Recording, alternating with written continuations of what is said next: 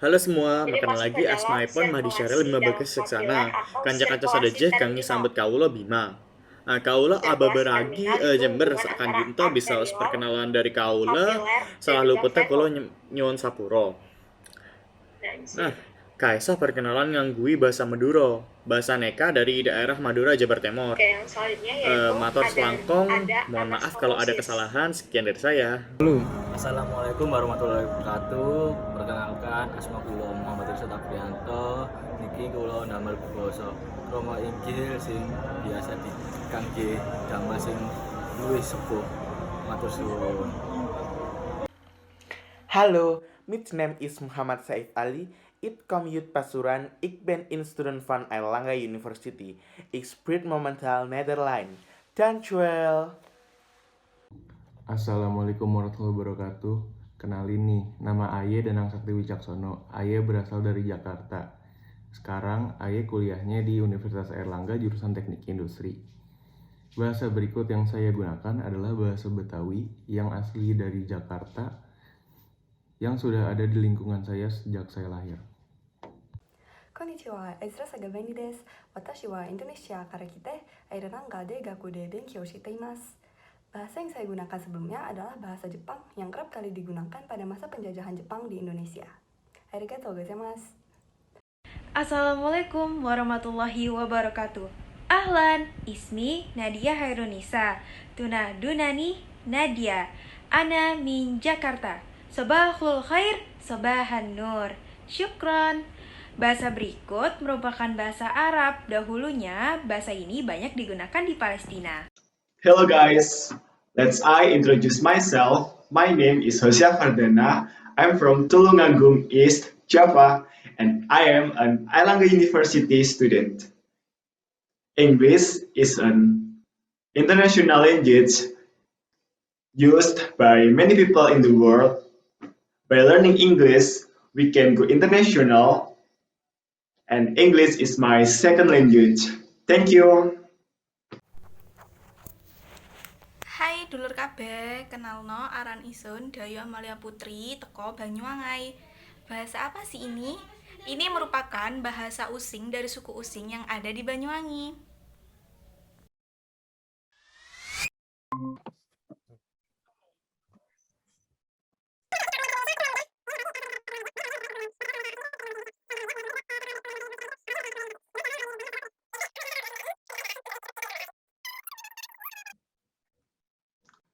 Kalian merasa nggak sih kalau penggunaan bahasa Indonesia itu mulai memudar?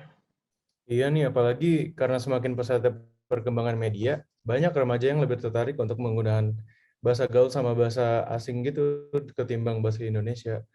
Selain karena media, generasi muda juga kena pengaruh dari penggunaan bahasa di lingkungan sekitarnya gitu. Apalagi yang udah kena efek modernisasi, di mana segala hal yang ada di lingkungannya harus selalu up to date. Iya juga ya, aku kayak ngerasa kalau generasi muda saat ini nih lebih tertarik bahasa asing yang juga bisa disebut cinta gitu sama bahasa asing. Kalau menurutku sih penggunaan bahasa asing itu sendiri ada dua dampak ya. Yang pertama itu kalau dari dampak positifnya itu bisa meningkatkan kemampuan otak, semakin cepat dalam proses transfer ilmu, dan kalau dari sisi negatifnya kita bisa lupa dalam menggunakan bahasa Indonesia. Sedangkan seperti yang kita tahu bahasa Indonesia itu merupakan bahasa persatuan Indonesia. Terus kalau menurut kalian dampak dari pudarnya penggunaan bahasa Indonesia itu gimana sih? Kalau menurutku, itu bisa mempersulit komunikasi, kemudian bisa melunturkan nasionalisme, dan yang paling parah, di masa depan bahasa Indonesia bisa punah. Terus menurut kalian gimana ya solusinya? Udah jelas sih, cara melestarikan sebuah bahasa adalah dengan menggunakannya. Tidak harus dengan semua orang, namun bisa saja pada saat kuliah, atau mungkin rapat organisasi, dibuat aturan untuk hanya menggunakan bahasa Indonesia yang baku. Intinya, sediakan saja waktu khusus meski sedikit, asalkan rutin di mana kita memakainya. Aku setuju sama pendapat Dimas, dan menurutku juga sebagai mahasiswa kita juga harus mendalami pembelajaran dalam bahasa Indonesia. Dan kita tekunin kayak penggunaan puisi yang nggak banyak diketahui orang-orang.